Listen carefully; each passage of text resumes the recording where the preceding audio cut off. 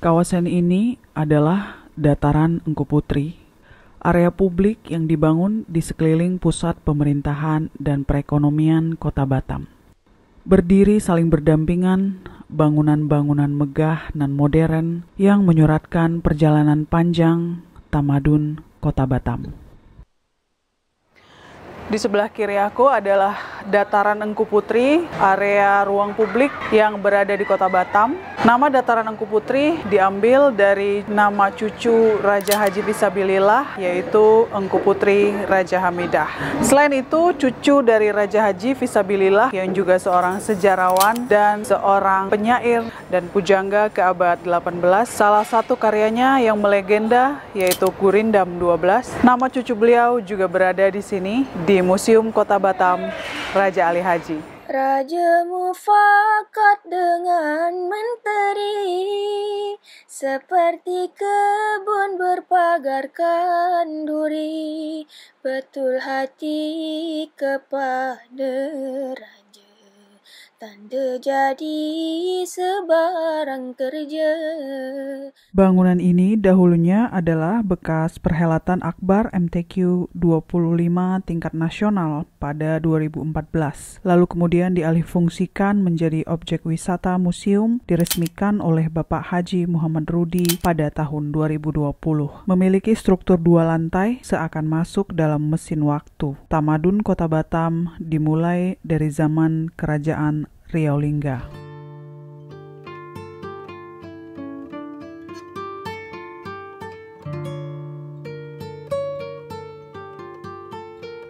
Di masa ini kita diperlihatkan asal-muasal Kesultanan Riau Lingga yang merupakan salah satu kerajaan Melayu Islam yang didirikan di Pulau Lingga. Foto-foto bersejarah, silsilah kesultanan, dan peristiwa penting pengangkatan raja. Kesultanan ini dibentuk pada tahun 1824 dari pecahan wilayah Kesultanan Johor Riau atas perjanjian yang disetujui oleh Britania Raya dan Hindia Belanda. Di belakang aku saat ini adalah salah satu emblem kerajaan yang sangat-sangat bersejarah, namanya adalah cogan.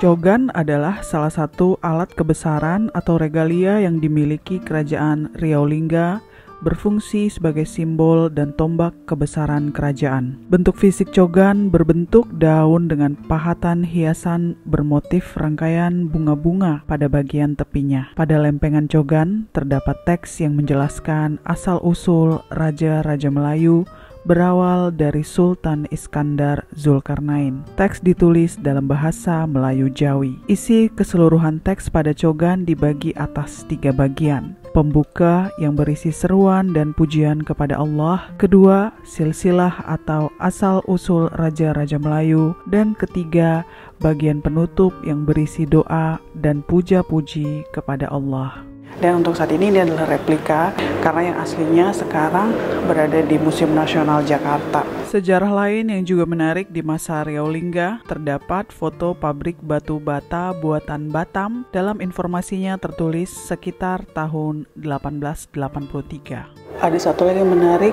di ruangan masa Riau Lingga ini adalah batu bata yang di belakang aku ini. Jadi ini cukup bersejarah. Ini adalah batu bata yang merek atau namanya Batam Brickwork. Sejak abad ke-18 sampai abad ke-19 awal, pada masa itu Raja Ali Kelana bersama rekan bisnisnya yang berasal dari Singapura bernama Ong Siam Leong, mereka bekerja sama membuka pabrik batu bata modern yang menggunakan mesin-mesin bertenaga uap buatan Jerman, dan disinilah nama Batam Brickworks itu yang sekarang lokasinya berada di Tanjung Uncang, Batu Haji.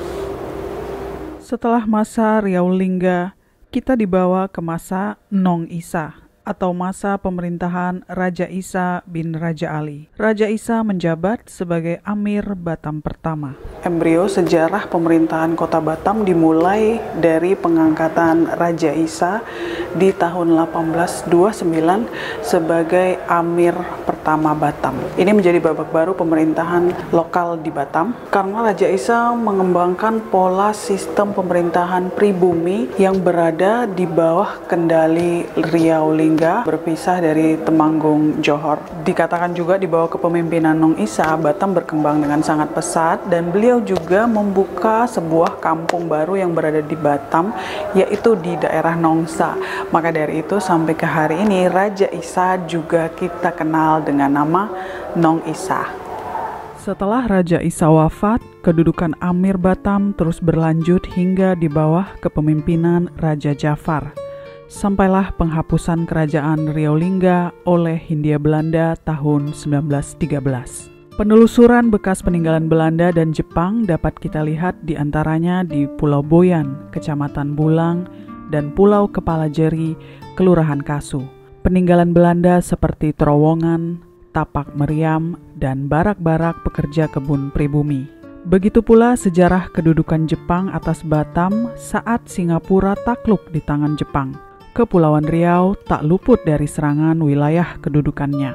Jepang banyak menempati wilayah di Rempang, Galang, dan pesisir pantai Nongsa. Setelah penjajah Jepang menduduki Batam kurang lebih 3 tahun lamanya dari 1941 hingga 1945, akhirnya Indonesia pun merebut kemerdekaannya di tahun 1945. Di eksebisi masa kemerdekaan, kita diperlihatkan perjalanan kota Batam berkembang setelah masa-masa penjajahan. Dan banyak sekali foto-foto nostalgia yang diperlihatkan di sekitar tahun 1970-an. Di sini kita bisa melihat bagaimana Kota Batam tempo dulu, mulai dari beberapa tempat-tempat ikonik yang sampai hari ini masih ada, walaupun udah berganti bentuk, udah berganti suasana, kita masih bisa melihat bagaimana nostalgia keadaan di Kota Batam. Setelah dari masa kemerdekaan, kita menuju ke lantai bawah. Di sini akan diperlihatkan koleksi-koleksi alat musik tradisional dan pakaian adat Melayu yang masih dipakai hingga sekarang. Kita juga bisa melihat koleksi khasanah Melayu, di mana di sini terdapat keris-keris, alat musik, makyong, tudung manto atau tudung yang digunakan oleh pengantin wanita Melayu ketika akan menikah, dan juga hiasan kepala atau tanja yang diperlihatkan di bagian khasanah Melayu Museum Raja Ali Haji Batam. Hukum adil atas rakyat, tanda raja beroleh inayat, kasihkan orang yang berilmu, tanda rahmat atas dirimu. Bagian akhir museum ini adalah sejarah baru yang diukir menuju Batam sebagai bandar dunia madani. Periode perintisan Batam sebagai daerah industri di bawah kepemimpinan Ibnu Sutowo menjadi cikal bakal otorita Batam. Lalu dilanjutkan oleh J.B. Sumarlin. Sampailah di periode pemantapan otorita Batam yang dipimpin oleh B.J. Habibie. Sarana dan prasarana demi pengembangan industri dan penanaman modal dipercepat. Tahun 1992, Batam memperluas kawasan hingga ke Rempang dan Galang. Kemudian B.J. Habibie menggagas pembangunan Trans Barelang yang pada hari ini menjadi salah satu objek wisata kota Batam. B.J. Habibie menggandeng putra-putri terbaik bangsa dalam proyek pengembangannya. Mahakaryanya bersama putra-putri bangsa terhampar sepanjang 54 km yang kini dikenal sebagai Jalur Trans Barelang.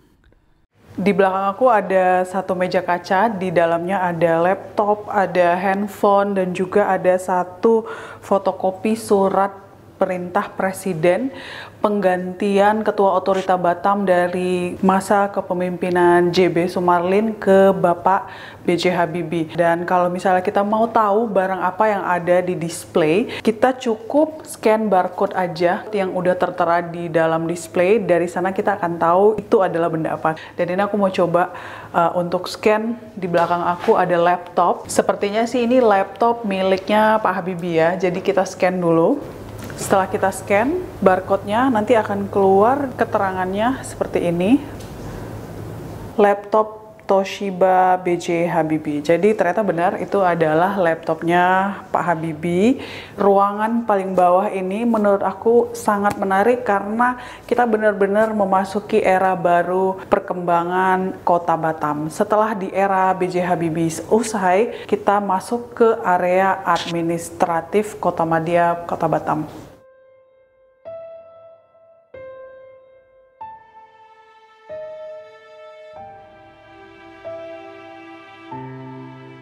Batam terus melangkah dan berbenah, memasuki era pemerintahan administratif, lalu menuju otonomi daerah yang dipimpin oleh tokoh-tokoh terpilih yang memiliki gagasan dan gebrakan untuk kemajuan Kota Batam dari tahun ke tahun. Hinggalah ke hari ini, Batam yang sekarang telah pun melalui perjalanan panjang.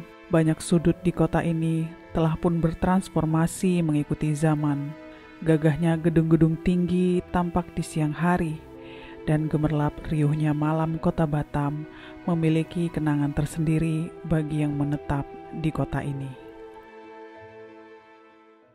Lalu di akhir museum kita akan melihat infrastruktur Kota Batam yang terkini, yaitu sampai di tahun 2020 perkembangannya. Dan di sini kita akan dimanjakan dengan foto-foto terbaru Kota Batam yang sangat luar biasa. Maka dari itu dengan adanya Museum Raja Ali Haji ini kita bisa belajar, kita bisa tahu bahwasanya Batam yang sekarang tidak akan mungkin tanpa ada perjuangan pahlawan-pahlawan Melayu, pahlawan-pahlawan nasional kita, dan juga tokoh-tokoh pemerintah dan pejabat yang berdedikasi untuk kemajuan Kota Batam.